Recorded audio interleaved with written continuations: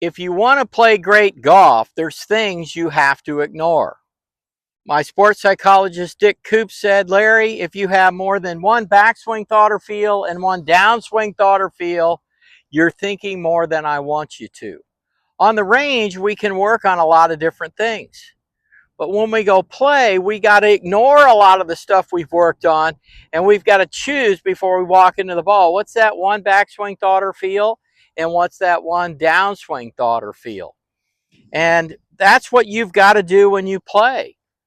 So you got to ignore all these commands coming into your brain, and you got to stick with what you have chosen to do before you walk into the ball.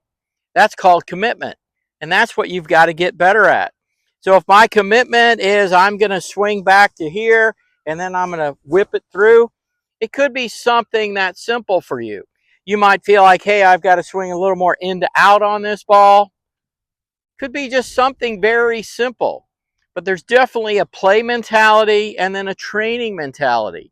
But when you play, you've got to ignore things. And you've got to practice on the range like you're going to play.